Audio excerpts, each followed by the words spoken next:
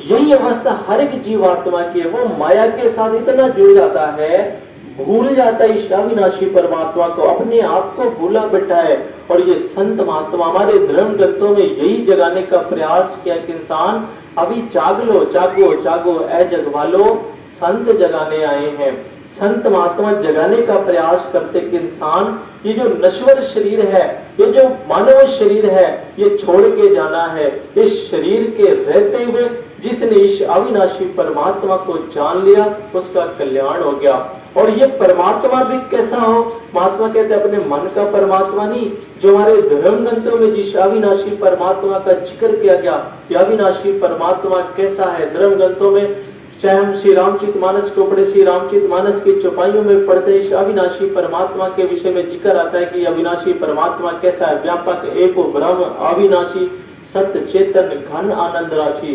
ये अविनाशी परमात्मा एक है, सर्वव्यापी है, सब जगह रहने वाला ये अविनाशी परमात्मा है।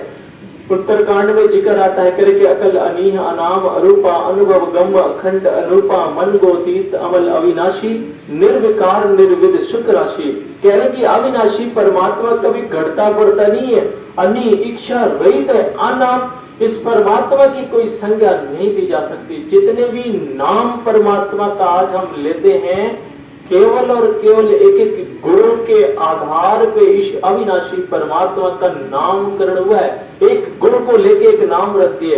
किसी ने इस अविनाशी परमात्मा को अजर कहा क्योंकि ये कभी बूढ़ा नहीं होता। अब जिन्होंने देखा है, जिन्होंने इस अविनाशी परमात्मा को देखा, आप देखें क्या ये बूढ़ा हो सकता है? अविनाशी परमात्मा निर्लेप कहा, इसमें कोई मल नहीं लग सकता इस अविनाशी परमात्मा में। अगोचर का इस परमात्मा को इंद्रियों से नहीं जाना जा सकता इस अविनाशी परमात्मा को। किसी ने विष्णु कह दिया, विष्णु का अर्थ होता है सर्वव्यापी। ये अविनाशी परमात्मा सब जगह रहने वाला है। अनेकों नाम से दरअसल धर्म ग्रंथों में प्रतीकों के माध्यम से समझाने का प्रयास किया गया कि अविनाशी परमात्मा एक है, सर्वव्यापी है, ये कभी आता जाता नहीं है। किसी ने विष्णु जी की वंदना होती है, शांताकारम भुजंग शयनम पद्मनाभम सुरेशम विश्वधारम गगन सादृशम मेघ वर्णम शुभांगम लक्ष्मीकांतम कमल नयनम योग वीर ध्यान गम्यम वंदे विष्णु भवभय हरम सर्वलोकैक नाथम। कह रहे कि अविनाशी परमात्मा शांत चित है। वो कौन है जो शांत है? क्या कभी हमने जानने का प्रयास किया? कह रहे कि परमात्मा शांत चित है, शांताकारम भुजंग शयनम। पहले भी हमारे मनों में ये भ्रम होता था, हम सोचते थे कि ये जो दुनिया है शेषनाग के फन पे टिकी है, शेषनाग ने धारण कर रखा हुआ है। दरअसल ब्रह्म ग्रंथों में प्रतीकों के द्वारा समझाने का प्रयास किया गया। महात्मा कहते हैं शेष क्या है? बच्चे गणित पढ़ते हैं, गणित में सवाल आता है, भाग बच्चे लगाते हैं और जब काटते हैं, काटते काटते कहते कि जब नहीं करता तो लिख देते कि शेष फल बच गया। और महात्मा कहते हैं जितनी भी सृष्टि दिखाई दे रही, गो गोचर जह लग मन जाई सब कुछ माया जानो भाई। आज सदगुरु ने कृपा करके गीता में भी आता है 9 प्रकार की जो प्रकृति बताई गई है, ये सारी प्रकृति परिवर्तनशील है, सब एक दिन हट जाने हैं, सब नहीं रहने वाले हैं। शेष क्या बचेगा? केवल ये निरंकार परमात्मा बचेगा। शहंशाह जी लिखते भी है कि बंदे ऊपर वेख जरा सूरज चांद सितारे ने चमक इनादी मुकड़े एक दिन मिट जाने ये सारे ने पिठा वेख जमीयत पानी तिन्ना का विस्तार बड़ा एक दिन एने भी नहीं रहना जिससे जो संसार खड़ा मध्य जीव आकाश और वायु सूक्ष्म रूप है जिन्ना दा सदा लइए मिट जाने हैं जोड़ जुड़िया तिन्ना दा ये 9 चीजा दृष्टमान है जिसनु कहते मायाएं 10वां ब्रह्म इनाते न्यारा इन्ना बीच समाया है। कह रहे कि जो 9 प्रकृति है इन्हीं के बीच में अविनाशी परमात्मा भी समाया हुआ है, लेकिन इनसे परे है, इनसे अलग है। कह रहे कि 10वां ब्रह्म इनाते न्यारा इन्ना बीच समाया है। ये सब कुछ मिट जाने हैं, ईच एंड एवरीथिंग जो कुछ भी दिखाई दे रहा है सृष्टि में, कह रहे कि सब परिवर्तनशील है, मिटने वाले हैं, नश्वर हैं। कह रहे कि ये सब कुछ मिट जाने हैं, बाकी कुछ नहीं रहना यार। कहे अवतार एहो है सब कुछ इसनु ही कह दे नंकार। केवल ये नंकार परमात्मा रहेगा, इसी को शेष कहते हैं। यही है जो सारी सृष्टि को धारण कर रखा है, सारी सृष्टि इसी के अंदर है। उपनिषद में मंत्र है ईशा वास्यदम सर्वयात किंद जगत्याम जगत। कह रहे कि परमात्मा का वास कहाँ है? कह रहे कि सारा जगत इस अविनाशी परमात्मा का वास है। ये यूं कह लो, सारा जगत इसी अविनाशी परमात्मा के अंदर ही मौजूद है। श्वेताश्वपनिषद का मंत्र एको देवा सर्वभूतेषु गूढ़ा सर्वव्यापी सर्वभूतांतरात्मा कर्मध्वज सर्वभूताधिवासा साक्षी चेता केवलो निर्गुणस्य। कह रहे कि एको देवा, ईश्वर एक है, परमात्मा दो चार नहीं है, परमात्मा एक है। एको देवा सर्वभूतेषु, सबके अंदर भी यही अविनाशी परमात्मा है। कह रहे कि सर्वभूतादि भाषा, संसार के जितने भी प्राणी है, जड़ चेतन जितने भी हैं, कह रहे कि सभी का निवास स्थान ये निरंकार परमात्मा ही है। सब इसी के अंदर ही बैठे हैं। जिन्होंने ज्ञान लिया, आप देखें हम निरंकार के अंदर ही बैठे हैं। सर्वभूतादि भाषा, शास्त्र कह रहा, दास अपने से नहीं कह रहा, जितने भी प्राणी है सभी का निवास स्थान ये निरंकार परमात्मा है। क्या ऐसे अविनाशी परमात्मा की प्राप्ति हुई है? मुंडकोपनिषद में अविनाशी परमात्मा का जिक्र आता है कि ब्रह्म कहाँ है, ब्रह्म कैसा है। कह रहे कि ब्रह्मो वेदम वृतम पुरस्ताद ब्रह्म पश्चाद ब्रह्म दक्षिणातश्च उत्तरेण अदर्शा ऊर्ध्वं प्रसिद्धं ब्रह्म वेदम विश्वमिदं वरिष्ठम। कह रहे कि ब्रह्म कहाँ है? शास्त्र कह रहा, उपनिषद के मंत्र है, कह रहे पुरस्ताद ब्रह्म, हमारे पूरब की तरफ ब्रह्म है। सामने देखें इधर भी निरंकार परमात्मा है। पश्चात ब्रह्म, पीछे देखें पश्चिम की तरफ देखेंगे इधर भी ब्रह्म है। दक्षिणात, दाहिने हाथ तरफ अगर हाथ करें दाहिने दक्षिण तरफ देखेंगे इधर भी ब्रह्म है। उत्तरेण, उत्तर की तरफ भी ब्रह्म है। अधर, नीचे भी ब्रह्म है। ऊर्ध्वम, ऊपर भी ब्रह्म है। कह रहे कि सर्वविदम विश्वविदम, सारे विश्व में ब्रह्म ही ब्रह्म है, इसके सिवा तो कुछ है ही नहीं है। और जो इस अविनाशी परमात्मा को जान लेता है, कह रहे कि ऐसी आत्मा का कल्याण होता है जो इस अविनाशी परमात्मा को जानता है। इसीलिए महात्मा कह रहे कि जितने भी इस अविनाशी परमात्मा के नामकरण किए गए केवल गुणों के आधार पर। किसी ने शिव कह दिया इस निरंकार परमात्मा को। शिव का अर्थ भी निरंकार होता है। जब ये निरंकार परमात्मा साकार में प्रकट होता है तो कहते हैं शंकर कहलाता है, लेकिन ये वास्तव में निराकारी है। शिव जी के रुद्राक्ष मंत्र में वंदना करते हैं, नमामि शमीशा निर्वाण रूपम विभुम व्यापकम ब्रह्म वेद स्वरूपम निजम निर्गुणम निर्विकल्पम नरीयम चिराकाश महाकाश वासम भजेहम निरंकार ओंकार मूलम तुरीयम गिरा ज्ञान गोतीतमीशम गिरीशम करालम महाकाल कालम कृपालम गुणाकार संसार पारम नतोहम। इसी शिव, इसी निरंकार की वंदना कह रहे हैं। नमामि शमीशा निर्वाण, निर्वाण कहते हैं मुक्त स्वरूप को।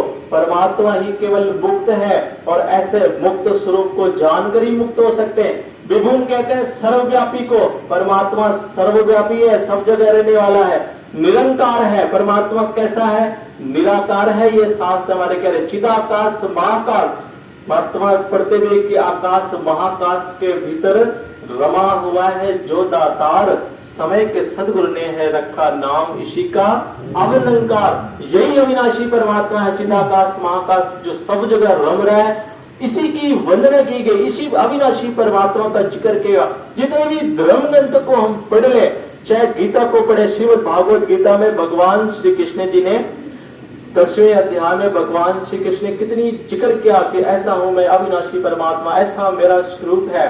अर्जुन कह रहा है 11वें अध्याय में ज्ञान योग, अर्जुन कह रहा है हे प्रभु आपने जिस अविनाशी स्वरूप का जिक्र किया अभी तक, कह रहे कि गीता के 11वें अध्याय का 4था श्लोक, मन से यदि तत् शक्यम, कह रहा है हे अर्जुन कह रहा है हे प्रभु यदि आप मुझे अपना अविनाशी स्वरूप के दर्शन करने योग्य समझते हैं कि मैं उस काबिल हूं, तो आप मुझे अपना अविनाशी स्वरूप का दर्शन कराओ। और भगवान श्री कृष्ण ने जब दर्शन कराया, आगे बता रहे कि मैं कैसा हूं, कह रहे ये कस्तम जगत कृष्णम पश्चात सचराचरम मम देहे गुरुकेश यच्चान्यात् द्रष्टुमिच्छा। भगवान श्री कृष्ण अर्जुन कह रहे कि अर्जुन देख मेरा विराट स्वरूप कैसा है, यह कस्तम जगत कृष्णम मम देहे, कह रहे कि मेरे शरीर के अंदर। अब दरअसल हम टीवी सीरियलों में देखते हैं, देख के भ्रम हो जाता है। अब मन में ये भाव आता है कि भगवान श्री कृष्ण ने अपना शरीर खूब बड़ा कर लिया था, उसमें पूरा ब्रह्मांड दिख गया। आप सोचे पढ़े लिखे साइंस, शरीर को कितना बढ़ाया जा सकता है, बहुत बढ़ाया जाता है 20 मीटर। कुछ और दिखाया था भगवान श्री कृष्ण जी, कह रहे कि सारा जगत देख, कह रहे कि पूरा ब्रह्मांड अर्जुन मेरे शरीर के अंदर देख, हम सभी तो एक ब्रह्मांड में हैं, अब पता नहीं कितने ब्रह्मांड हैं, और कह रहे सब इसी निरंकार परमात्मा के अंदर ही हैं। कह रहे कि सारा जगत देख, और भी कह रहे भगवान श्री कृष्ण, हे अर्जुन और भी जो कुछ तू देखना चाहता है सब देख मेरे अंदर। आप देखे सूरज चांद सितारे धरती अग्नि जितने भी प्रकृतियां हैं सब इसी निरंकार परमात्मा के अंदर ही हैं। और ऐसा विराट स्वरूप जब अर्जुन देख रहा है तो अर्जुन कह रहा है अनेक बाहुदार वक्त नेत्रम, हे प्रभु आपके अनेक बाहु अनेक भुजाएं अनेक वो हैं, अनेक बाहुदार वक्त नेत्रम पश्यामि तुम सर्वतो अनंत रूपम ना अंतम ना मध्यम ना पुनस्वादिम पश्याम विश्व रूपम।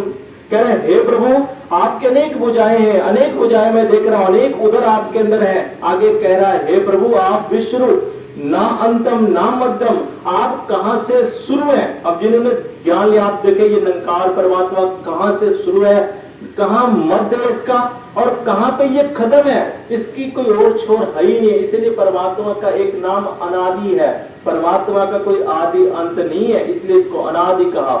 अनुपम कहा, इसकी कोई उपमा नहीं दी जा सकती अविनाशी परमात्मा को, इसलिए इसको अनुपम कहा गया है, इसका कोई और छोर नहीं है। और जब अर्जुन ज्ञान गया तो कह रहा है नमः पुरस्तात् नमः पिठस्ते नमो असुते सर्वत अनंत वीर विक्रम विक्रम सर्व समाप्नोस्ततो अशि सर्वा। हे प्रभु जब अर्जुन को ज्ञान हुआ, आप देखिए भगवान श्री कृष्ण अर्जुन के सामने शरीर रूप में खड़े थे।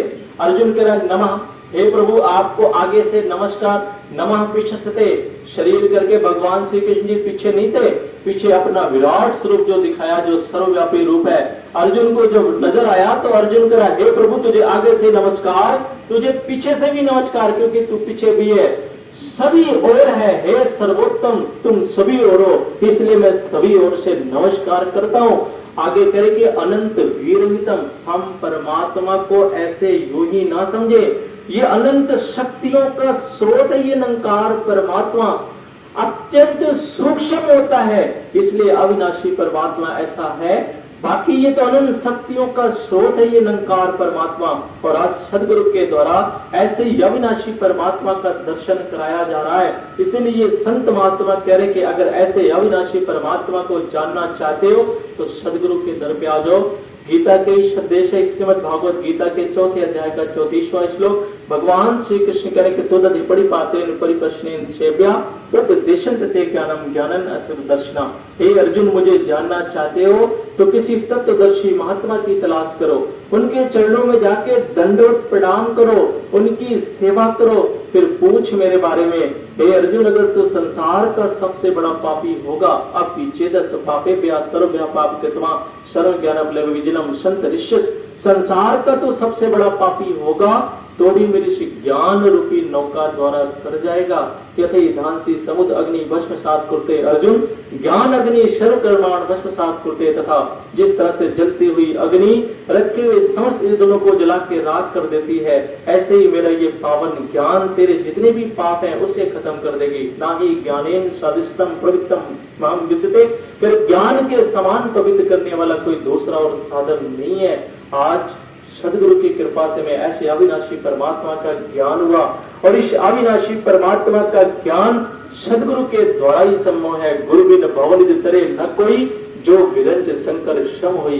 भले ही भगवान शंकर जी ब्रह्मा जी के समान क्यों न हो, जब तक सदगुरु के दर पे नहीं आएंगे इस आत्मा का कल्याण नहीं हो सकता है। महादेव जी माता पार्वती जी को संदेश गुरु गीता में मंत्र आता है, किम मंत्रम बहुन उपतेन सात कोटि शतेरम दुर्लभा चित्त विश्रांति बिन गुरु कृपा पराम। कह रहे कि किम मंत्रम बहुतेन, जितनी मर्जी मंत्रों का उच्चारण कर ले, मंत्रों को पढ़ते जाए, शास्त्रों कोटों को कहते करोड़ों शास्त्रों का अध्ययन कर ले, सुन ले, दुर्लभ है चित्त विश्रांति। कह रहे इस जीव को, इस मन को विश्राम दिलाना दुर्लभ है बिन गुरु कृपा। जब तक गुरु की कृपा नहीं होगी चित्त को, इस आत्मा का कल्याण नहीं हो सकता है। ये महादेव जी कह रहे हैं, और महादेव जी क्या झूठ कहेंगे। कह रहे कि सदगुरु के संदेश है, और सदगुरु प्रमाण देता है। उपनिषदों में मंत्र आता है, मुंडको उपनिषद कठोपनिषद दोनों में मंत्र आता है। कह रहे कि नायम आत्मा प्रवचने लभ्य ना मेध्या ना बहुना श्रुतेन यमे वैश्विते तेन लभ्या। कह रहे कि इस अविनाशी परमात्मा का ज्ञान बहुत प्रवचनों के सुन लेने से नहीं हो सकता। नए महात्मा प्रवचने लभ्यो नाम में क्या, अगर किसी को लगता है कि बुद्धिशाली हूं, मैं बहुत बुद्धिमान हूं, इससे परमात्मा मिल जाए, फिर इसके द्वारा भी परमात्मा नहीं मिलने वाला। ना बहुना सुतेन, बहुत सुन लेने से भी परमात्मा का ज्ञान नहीं हो सकता। फिर कैसे होगा? यमे वेश विड़ते, कह रहे कि ये निरंकार परमात्मा जिस घट को स्वयं वर्ण करता है, चुनता है, उस घट में ये स्वयं प्रकट होके अपना अविनाशी स्वरूप का दर्शन कराता है। इसीलिए कहते हैं सदगुरु देह का नाम नहीं है, सदगुरु होता ज्ञान है। सदगुरु को देह समझना भूल है, अज्ञान है। ये निरंकार परमात्मा स्वयं अपना इस अविनाशी स्वरूप का ज्ञान कराता है, जिस भी शरीर में प्रकट होकर करा दे। रामचरितमानस की चौपाई में हम पढ़ते, जा सुकृपा अस भ्रम मिट जाई, गिरजा सोई कृपाल रघुराई। जिसकी कृपा से संशय खत्म हो जाए, भ्रम खत्म हो जाए, समझ लो कि वो सदगुरु है, पूर्ण सदगुरु है, जिसके द्वारा इस अविनाशी परमात्मा का ज्ञान हो जाए। और आज ऐसे ही समय के सदगुरु माता सुदीक्षा जी महाराज की कृपा से ये पावन पवित्र ज्ञान इन संतों महापुरुषों को हुआ है, जो अर्जुन को हुए थे। जो अर्जुन कह रहा प्रभु मैं देख रहा हूं, आज ये भी महात्मा गवाही दे रहे कि मैं भी देख रहा हूं परमात्मा को। जैसे अर्जुन ने देखा था इस अविनाशी परमात्मा को, आज ऐसे ही इस अविनाशी परमात्मा के दर्शन हो रहे हैं। और अगर ऐसे अविनाशी परमात्मा के दर्शन करने हैं, जो हमारे धर्म ग्रंथों में संदेश है, जिस परमात्मा का जिक्र हमारे धर्म ग्रंथों में, वेदों में, उपनिषदों में, श्रीमद् भागवत गीता में और भी श्री रामचरितमानस और भी जितने भी हमारे धर्म पवित्र धर्म ग्रंथ हैं, ऐसे अविनाशी परमात्मा को अगर जानना चाहते हो तो ये महात्मा कह रहे कि सदगुरु के दर पे आ जाओ, अविनाशी परमात्मा का ज्ञान हो जाएगा अगर, और इस आत्मा का भी कल्याण हो जाएगा। महात्मा कहते हैं लोक भी संवर जाता है, पर लोक भी संवर जाता है। जब सदगुरु जीवन में आता है तो कहते सदगुरु जिसके साथ हो जाए, समय का सदगुरु जिसके साथ हो जाए, वो बाजी जीत के जाता है। श्रीमद् भागवत गीता में हमने पढ़ा भी है, महाभारत में कितने प्रसंगों में हम देखा है, अर्जुन के साथ, पांडवों के साथ समय के सदगुरु खड़े थे और जीत किसकी हुई? पांडवों की हुई। कौरव की तरफ एक से बढ़कर एक थे, लेकिन जीत किसकी हुई? जिसके साथ समय का सदगुरु खड़ा था। अर्जुन और दुर्योधन का जिक्र आता है, भगवान श्री कृष्ण के पास मदद मांगने जाते हैं, कह रहे कि मैं एक तरफ निहत्ता रहूंगा, दूसरी तरफ मेरी पूरी सेना नारायणी सेना रहेगी। दुर्योधन कहने लगा मुझे आपसे क्या लेना, मुझे तो नारायणी सेना चाहिए। वो बड़ा खुश हो गया कि मुझे नारायणी सेना मिल गई। अर्जुन ने क्या मांगा? भगवान श्री कृष्ण को मांगा। और अर्जुन को भगवान श्री कहते, अर्जुन तूने मुझे क्यों मांगा? मैं तो निहत्ता हूं, मैं तो शस्त्र भी नहीं उठाऊंगा। कहने लगा प्रभु जहां नारायण ना हो वहां नारायणी सेना किस काम की, और जहां आप हो तो कह रहे कि वे सारे अपने आप हो जाते हैं। शहंशाह लिखते हैं, पक्ष करे तो जिसका स्वामी उसका जीवन मौज बहार। जिसका ये पक्ष कर ले, कह रहे कि सारी प्रकृति उसकी गुलाम हो जाती है। आपने देखा होगा जो है अर्जुन ने प्रतिज्ञा की थी, शूर ढलने तक मैं इसको जयद्रथ को मारना है। इतने यत्न किया लेकिन नहीं मार पाया, और भूल गया था कि मेरे साथ सदगुरु है समय का। रोने लगा, अग्नि को पकड़ करके उसमें भस्म होने जा रहा था। प्रतिज्ञा की थी मुझे भस्म होना, कर नहीं मार पाया। तो कह रहे अब जैसे ही जाने लगा भगवान श्री कृष्ण ने रोक लिया। कहते अर्जुन अभी सूर्य ग्रहण कहाँ हुआ? अभी कहाँ सूर्य अस्त हुआ है, ये तो ग्रहण हुआ है। और जैसे ही फिर सूर्यदेव आपने देखा कैसे मारा गया। कारण क्या था? सदगुरु साथ में, जिसके साथ सदगुरु हो जाता है वास्तव में लोक भी संवर जाता है। पर लोक भी संवर जाता है कि पक्ष करे तो जिसका स्वामी उसका जीवन मौज बहार। पक्ष करे तो जिसका स्वामी, वो कहते कि वो कभी जीवन में हार नहीं सकता। पक्ष करे तो जिसका स्वामी, स्वामी कुल खजाने का। पक्ष करे तो जिसका स्वामी भव सागर से वो कर दे पार।